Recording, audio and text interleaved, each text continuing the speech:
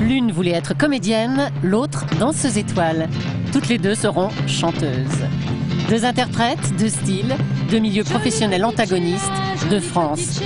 Sylvie Sheila, ce n'est pas la France d'en haut contre la France d'en bas, pour reprendre des termes d'aujourd'hui. C'est simplement deux milieux qui n'ont pas les mêmes ambitions. Ce soir, je serai la plus belle pour aller danser. Danser, pour mieux évincer toutes celles que tu as aimées. Donne-moi ta main et prends la mienne. La cloche a sonné, ça signifie là où est à nous que la joie vienne. Mais oui, l'école est finie. Nous irons danser. Sheila, Annie Chancel pour l'état civil, est née à Créteil de parents commerçants bouchers, puis vendeurs de bonbons sur les marchés. La petite Annie, tout en poursuivant des études de comptabilité, caresse l'espoir de devenir danseuse. Recalée à l'Opéra de Paris, elle devient chanteuse dans un groupe de garçons, les Guitares. Très jeune, Sylvie quitte la Bulgarie pour Paris.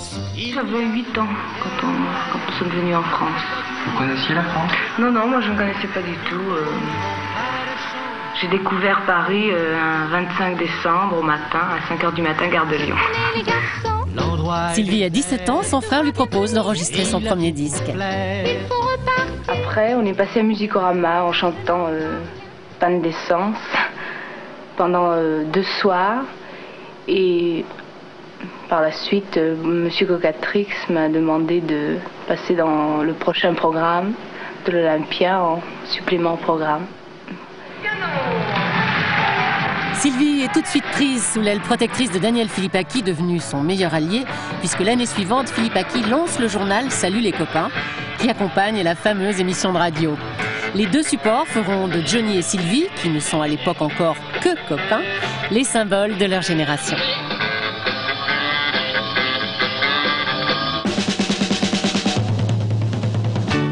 Sheila, elle, est repérée par un producteur indépendant et ambitieux, Claude Carrère, qui pour l'heure ne possède rien.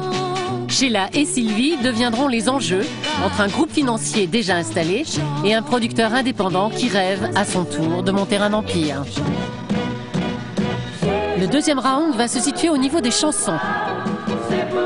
Sylvie est la collégienne du twist.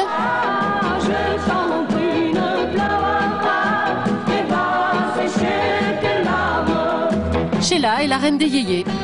Le twist vient du rock, le yéyé est une expression qui brocarde les paroles faciles d'une musique qui l'est aussi. Un garçon dans la rue rencontre un de ses copains, on lui sifflait un petit air qu'il connaît plus ou moins bien pour l'appeler. Il entend un truc qu'ils ont mis au point, le sifflet des copains. Le sifflet des copains.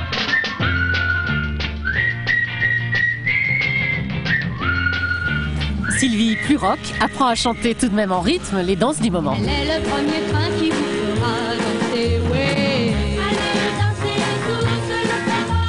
Invitez des copains qui savent bien danser, ouais. Allez danser tous le temps. Vous allez droit devant. Charles Aznavour lui offre une crédibilité en lui écrivant La plus belle pour aller danser. Plus tard, ce sera Comme un garçon, en pleine mutation pré-féministe.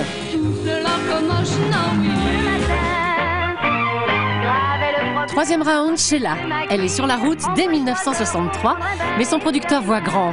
Pas de levée de rideau ou de première partie, comme le veut la tradition. Sheila est propulsée tout de suite sur scène, comme la vedette de son spectacle. Après chaque passage, elle est évacuée par la police, qui elle-même est menacée par des émeutes. Seulement voilà, Sheila ne se produit pas à Paris. Elle devient la petite fille de province, qui aurait peur d'affronter le milieu parisien. Si vous étiez un petit peu plus vieille, est-ce que vous croyez que vous auriez le même rapport avec votre public? Est-ce qu'une Sheila de 25 ans aurait le même public que la Sheila de 18 ans? Ah bah écoutez, ça je sais pas, je pense pas, bien sûr, chacun son public. Moi j'ai un public qui est très jeune, j'ai un public dont je suis très fière parce que ils sont très gentils et très francs. Peut-être qu'à 25 ans j'aurai un autre public, certainement d'ailleurs. Sylvie, elle, affronte le public parisien dès 1962 à l'Olympia, en levée de rideau de Vince Taylor, le mauvais garçon par excellence. Le 20 août 63, suite à une panne de son, elle déclare forfait et déclenche une émeute au cours de laquelle 2000 jeunes saccagent le music-hall. Sheila et Sylvie, c'est désormais la province contre Paris et le yéyé contre le rock. C'est aussi la bataille des fan clubs pour lesquels Sheila devient une marque leader, au point d'avoir son journal et un nombre d'abonnés hallucinant, plus de 40 000. Je ne sais pas si vous êtes comme moi, mais chaque fois ça me met en joie. Alors je te présente une journaliste qui s'appelle, comment elle s'appellerait bien? Sylvie. Europe numéro 1 sera la radio jeune, celle de Sylvie. Monsieur Hallyday, j'aimerais vous poser quelques petites questions. C'est pour mon journal qui sort à Mourmelon. RTL, la radio de papa qui cherche à rajeunir son audience, choisit Sheila pour incarner le renouveau de son antenne. Sur la décennie des 60s, 13 disques d'or pour Sylvie contre 19 pour Sheila. Et Sylvie va parfaire son image rock grâce à l'amour de l'idole des jeunes, Johnny Hallyday. Sheila, elle, reste célibataire pour ne pas briser le rêve de ses admirateurs. Sylvie fait beaucoup de galas. Sheila est éloignée de la scène par son producteur qui préfère la télévision pour assurer sa promotion.